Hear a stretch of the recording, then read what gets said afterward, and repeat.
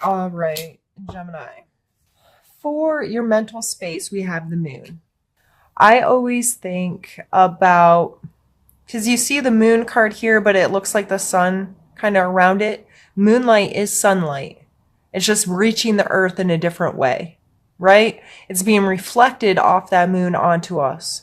And that moon controls so many of our daily things that we don't think about, our calendar, why a day and a night is, like X amount of hours long, and how our calendar works and the seasons and all of that is dependent on, to an extent, our Earth's relationship to our moon.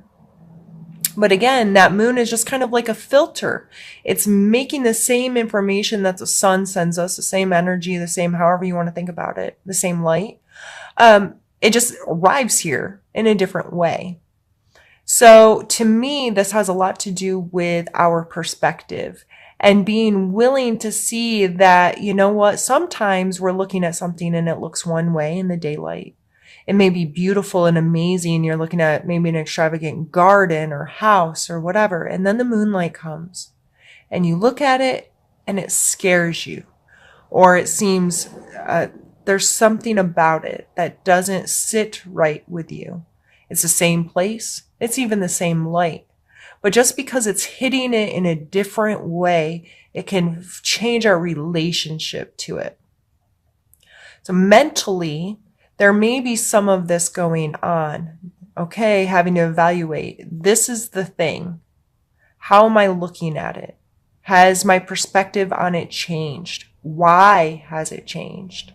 This card also pulls a lot into what myself and others may refer to as shadow work. Shadows about us, parts of our personalities that we dismiss or hang in the shadows, that we don't allow ourselves to recognize and accept.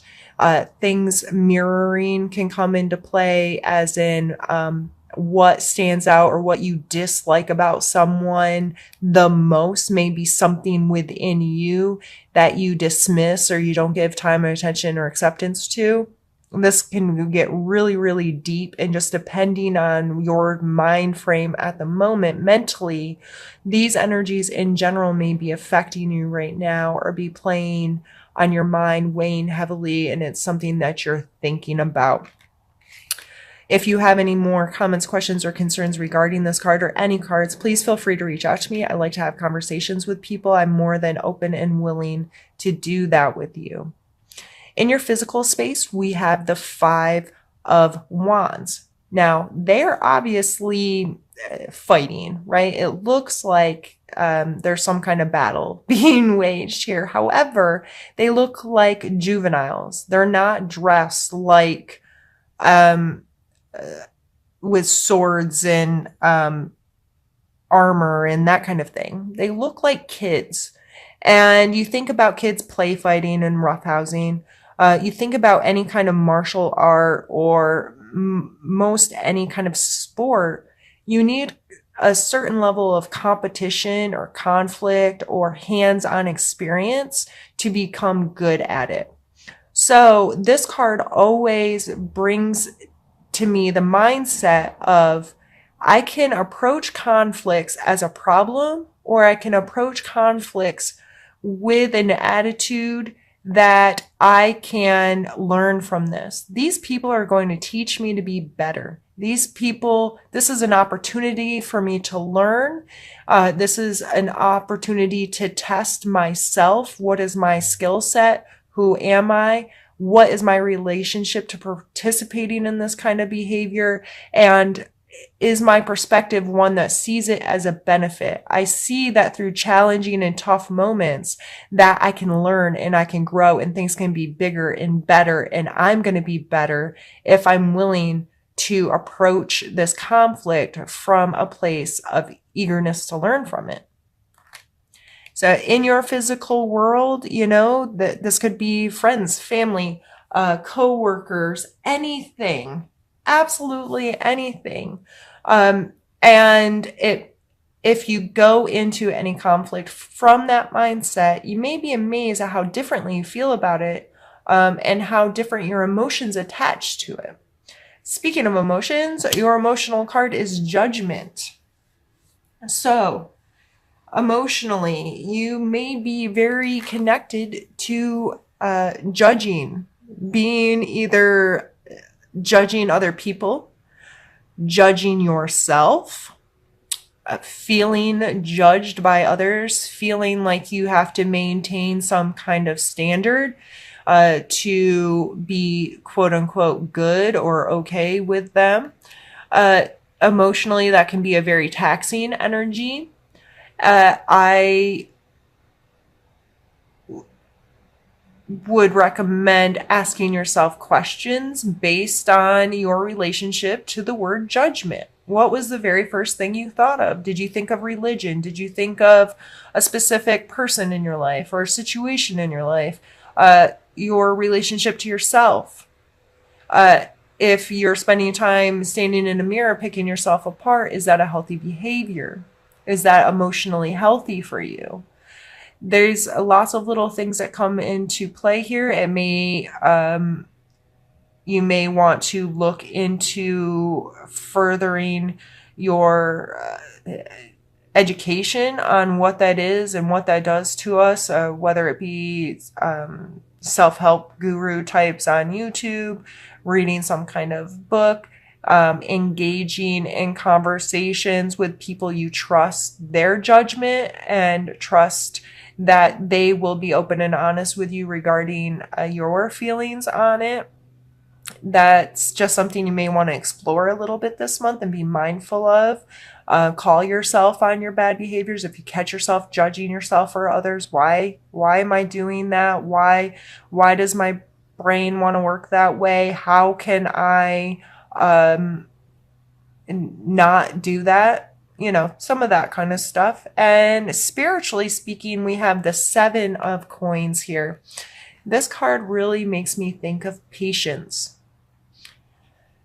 This person went out and did all this work to grow whatever this is. He tilled the land. He made sure that the soil was right. He's watered it. He's weeded it. He's done all the work. And it looks to be growing quite beautifully. However, it cannot benefit him if he doesn't give it the time it needs to mature. So if you're feeling spiritually like I'm not where I think I should be, I'm not as connected as I think I should be, or, you know, I'm not ticking these boxes and I'm not being rewarded for my diligence, this card reminds us of patience and being able to understand that things take time. If you've implemented new routines regarding your spirituality and you're just like, well, I'm doing X, Y, and Z. Why am I not feeling better or feeling, you know, whatever I expect to feel? You may have to take a look at your expectations first off, but you also need to be understanding and considerate that good things take time to grow. Sometimes it's a lot of little over and over and over again. Going out and plucking that weed and going out and watering it and being involved, and that in time it will grow and it will be reliant on how much effort you put into it. If this guy half-assed this plant, you know, and didn't take out all the weeds and didn't take care of the soil properly, didn't give it all the water it needs, it may still bear fruit, but it may be lacking because the nutrients and the work that he needed to do wasn't there for it. So again, patience and being okay with things not meeting some expectation that you had placed on it. What I'm going to do now, Gemini, is pause the video, move the cards out of the way, and get ready for our second part of the reading. We have the Queen of Wands and the Queen of Cups. Oh, fire and ice. I see like hot and cold. This is fire energy. This is water energy. This is creative beauty, being in a flow of passion, excitement, those kinds of energies. The Queen, on the other hand, is the emotional attachment to those, to anything, your willingness to emotionally connect with someone. These are both queens, meaning they're the mature feminine form of these energies. And I say fire and ice like they're opposites, but I don't necessarily mean that these are two opposing energies. What I'm saying is, like that's fire and ice sometimes, like, that goes together in a weird way. For the fire can melt the ice and the water can put out the flame. Like, there's this weird give and take between these two kinds of energies, and putting them together is intense, but can be a really good intense. These coming out as your challenges. This may just be calling your attention to maturing these aspects of yourself. Are you finding time to emotionally connect and be passionate and excited and open with people? Why is this hard for you? Is it you can control it too much and you don't express these things openly? Or do you not give them the time and the energy they deserve? Are you, I wanted to say mitigating, but I don't think that's the word, diminishing how important they are in your life to have some passion and excitement and connection? This could be very personal kind of stuff that's hard for me to exaggerate on here in a general reading. But when I started talking about these energies, if something came to mind specifically, and these may be two people you're dealing with, one's really fiery and one's super emotional and sensitive and connected emotionally into something, but another person's just excitement and raw, and you're having to deal with all of this. It could be playing a part in this conflict up here of having to deal with other people's extreme, you may feel their extreme energies, or these may be, being that you are the Gemini, these may be two aspects of yourself, both your fire and your water elements coming up, and how are they going to play together, and how are you going to express this in a healthy, mature way? We have the Three of Cups and the Nine of Coins. The Three of Cups a lot of times is a party card. It's typically depicted with three people, three women sharing of cups, having a good time, like cheersing. Here they're like dancing on top of the cups. This is like a girls' night out kind of energy, like the people you're close with that you can connect with and be yourself with and be really authentic with and enjoy time together. You have joy, you have fun. And there's this just ease of connection with them that allows you to be you. You feel supported in being yourself with these people. So coming as a strength, are you someone that people feel that way with? Do you have some sort of group of people that can support each other and can be authentic and real with each other? And also the Nine of Coins coming. This is someone who, so this is the 7, this is the 9. She put in this work. She was patient. She understood that it would take a while for these fruits to ripen. And now she has them very proudly displayed. She has a big fancy hat and a fancy bird and a fountain. Like, she put in the work. She waited. She understood. And she has created a wealth for herself, a worth for herself, for her space. This isn't necessarily about luxury, but this is about understanding value and the willingness to do the work to then be able to say, yep, I've done this and I feel really good that I've created this space for myself. Those two strengths of not only being able to have fun and enjoy things, but seeing the worth and the value of your space, of the work that you do, the time that you spend, your willingness to be patient and and diligent and mindful. And so appreciate these aspects about yourself. Appreciate these two cards coming together, you know, that no fun makes you a dull boy, or all work, no play makes you a dull, whatever it is. My brain's not working. But Gemini, you have these two aspects. You know when to work, you know how to do it, you know how to get things done. You can put in that time and energy. You also can have a really good time, and you can maybe be a little silly or do things that are outside of normal stuff, maybe. But it's because that you feel able to be authentically yourself and have those connections and have fun with people. So remember those aspects of yourself this month. Appreciate those aspects of yourself this month.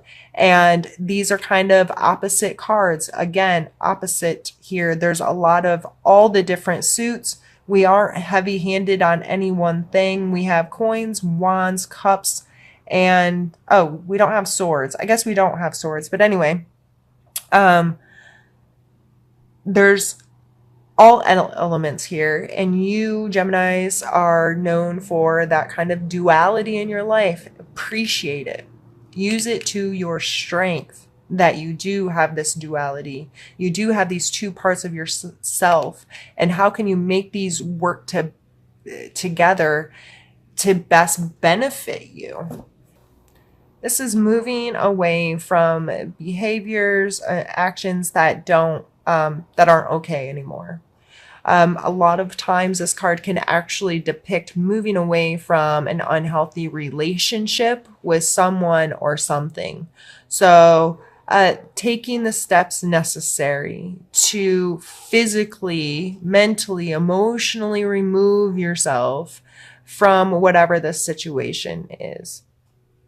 So if it's in work, relationship, whatever, it's recognizing that that's not where you want to be anymore and taking steps to not have to deal with it. And that's coming out in your need to know section. So are you doing that? Is there something specifically that came up when I said moving away from bad relationship? You know, what came to your mind? Why did it come to your mind? And what are you doing about it? Four of Wands. Out of the whole deck, these are the two kind of party cards. As you can see why. There's people dancing in both of them. It looks like a good time. These people even have fireworks. This card, sometimes people talk about it as the marriage card because it's foundational. There's 4 set points. Kind of represents the 4 pillars of a home, that kind of energies. But there's also a creative freedom because it's a Wands card. So dancing, I think, is a very good representation of that. People feeling music. Why is music a thing? Why is it so important to us? Why and how can it affect us so deeply and inspire us? And if you turn off the sound on your favorite movies and just watch them, and it's different. Like the music plays such a role in affecting our perception of life, and the good and the bad and the scary and the exciting and all of that. So this coming out in a suggestion card, I'm really getting this carefree connectiveness feeling, this in the flow. When people are truly connected to music and they're just dancing and they're going, they don't care what they look like. They don't care about someone else's perception of them. They are just letting the music move their body. Now, if that doesn't resonate with you because you don't know how to dance and you don't get that, you likely have some other form in your life. Do you paint? Do you doodle? Do you draw? Do you craft in any way? Are numbers your thing? You know, I'm thinking of an accountant for some reason, where they can get lost in the flow and things just feel good and right, and they're just there enjoying it. So look for those places to have that kind of freedom this month, to let yourself just be yourself and have some joy and dance your little rear end off if you need to. But All right, Gemini, this was a really fun reading to do. I think that if you look for the opportunities, and it's all going to come down to your perspective, as always, your perspective on the situations and the conflicts and the opposing energies, or the even within yourself, to appreciate them and to know that, you know, it's all perfect. It is. It might not always be comfortable or pretty, but it's perfectly arranging you for to take the next step and have another awesome experience. You know what I mean? Like, just enjoy the fact that you're a human and you get to wake up day after day and do it over and over again, and you can control your perspective on all of it.